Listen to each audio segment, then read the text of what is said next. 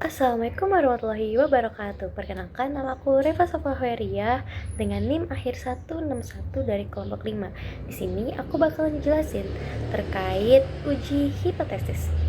Apa sih uji hipotesis itu? Hipotesis merupakan dugaan atau ramalan dari permasalahan yang kita teliti dengan sifat yang sementara. Mengingat sifat yang sementara, kita harus menguji dan cari tahu dulu terkait kebenarannya dengan menggunakan data yang telah diolah dalam analisis statistik. Ketika dugaan itu benar, maka baru bisa disebut itu merupakan teori.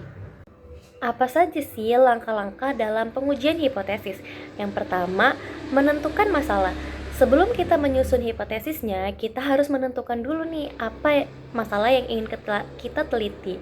Nah, biasanya permasalahan ini belum dijelaskan dengan penjelasan yang benar atau dengan teori yang sudah ada. Dalam penentuan masalah ini juga kita bisa lihat seberapa urgensinya permasalahan ini. Yang kedua, menentukan hipotesis awal. Dengan menentukan hipotesis awal, kita bisa melihat asumsi yang kita buat atau dugaan yang kita buat itu ke depannya akan benar atau tidak. Lalu yang ketiga, mengumpulkan fakta-fakta yang relevan. Nah, fakta-fakta yang relevan ini maksudnya adalah kita kan pengen tahu seberapa benarnya sih penelitian ini dengan dugaan yang kita buat sesuai apa yang ada di lapangan begitu. Lalu yang keempat, formulasi formulasi hipotesis. Setelah fakta-fakta itu bisa dikumpulkan, kita tuh bandingkan dengan yang relevan, mendukung fokus penelitian dari apa yang kita ambil gitu. Lalu yang kelima, pengujian hipotesis. Dalam pengujian ini kita mencocokkan hipotesis yang telah dirumuskan dengan kondisi yang nyata yang udah kita amati, yang dapat diamati gitu. Biasanya pada pengujian ini kita tuh tinggal verifikasi atau proses pembenaran. Lalu yang keenam adalah tahap penerapan. Tahap ini adalah tahap akhir dalam proses penelitian karena pada tahap inilah hasil hipotesis dapat diketahui atau dapat disimpulkan. Nah, uji hipotesis juga dibagi menjadi 3. Ada uji sisi kiri, uji sisi kanan, dan uji 2 arah. Nah, apa sih perbedaannya? Perbedaan yang paling bisa kita lihat adalah pada uji sisi kiri biasanya menggunakan tanda kurang dari, sedangkan uji sisi kanan itu biasanya menggunakan tanda lebih dari. Sedangkan uji 2 arah biasanya menggunakan tidak sama dengan. Lalu, uji hipotesis ini juga dapat diterapkan dalam kehidupan sehari-hari. Contohnya, yang pertama, seorang mahasiswa ingin belajar sambil mendengarkan musik. Dengan hipotesis awal atau H0 itu nilainya sama dengan 75 dan hipotesis satunya lebih dari 75, ada peningkatan. Nah, setelah itu kita rata-ratakan nilai-nilai yang sudah kita dapatkan dalam pembelajaran yang menggunakan musik itu. Setelah kita rata-ratakan, kita lihat nih nilainya itu lebih dari 75 atau kurang dari 75. Nah, kalau misalnya kurang dari 75, artinya si H0-nya itu diterima dan H1-nya ditolak. Lalu kalau misalnya lebih dari 75, berarti H0-nya ditolak dan H1-nya diterima. Lalu ada penerapan juga dari diskon nih. Misalnya seorang penjual roti ingin mengetahui kalau misalnya dikasih diskon penjualannya lebih tinggi nggak di dalam seminggu ke depan.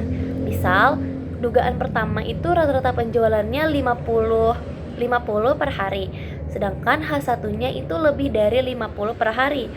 Nah, setelah kita rata-ratakan, kita juga bisa lihat nih hasilnya itu lebih dari 50 atau kurang dari 50. Kalau misalnya lebih dari 50, berarti H0-nya ditolak, sedangkan H1-nya diterima. Begitupun sebaliknya, kalau misalnya kurang dari 50, H0 ditolak dan H1 diterima. Itu.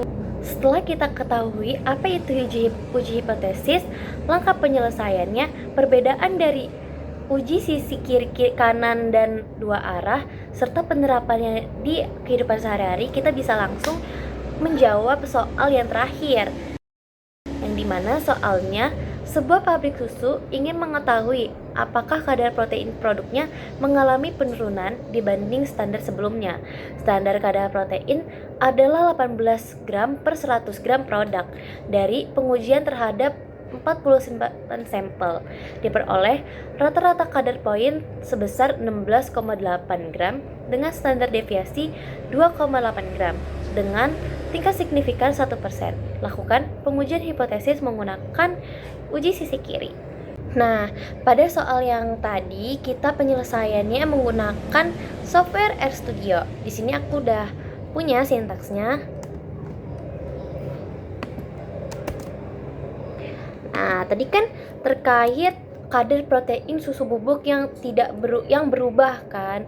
Kita pengen tahu kan berubah atau enggak nih dari standar yang sebelumnya. Makanya H0-nya itu tidak berubah dari standar sebelumnya dan H1-nya lebih rendah dari standar sebelumnya. Di sini aku agak rapi-rapihin dulu ya. Nah, lalu kita input data yang diketahui. Tadi kan kita udah tahu kan kalau si stand M ini kan merupakan standar sebelumnya itu si 18 gram. Lalu X barnya atau rata-ratanya dari 49 sampel itu 16,8. Lalu sigmanya atau standar deviasinya itu di 2,8. Sorry harusnya pakai titik. Dan N-nya atau sampelnya itu di 49. Lalu kita running dulu sampai input data yang diketahui. Setelah itu kita mencari nilai statistik uji Z-nya dengan rumus X bar dikurangin M dibagi sigma per akar N. Nah, di sini Z-nya kita udah ketahui, Z-nya itu minus 3 ya teman-teman nih di sini ya. Lalu kita mencari nilai kritisnya nih dengan alfanya 0,01 atau 1%.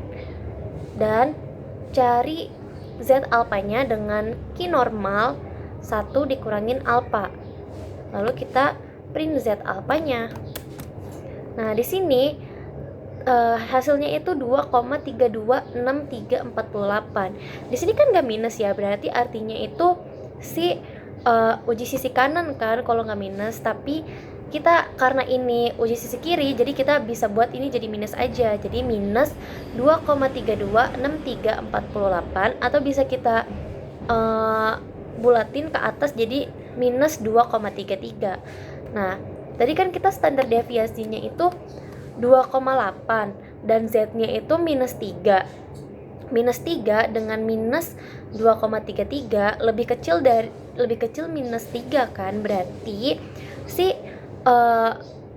minus 2,33 ini enggak sesuai atau H0-nya ini ditolak karena lebih besar dari si minus 3-nya ini. Maka dari itu kesimpulan dari protein susu bubuk ini berkurang atau lebih rendah dari standar sebelumnya.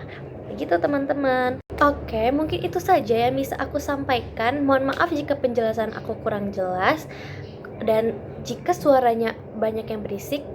Mohon maaf ya teman-teman. Terima kasih.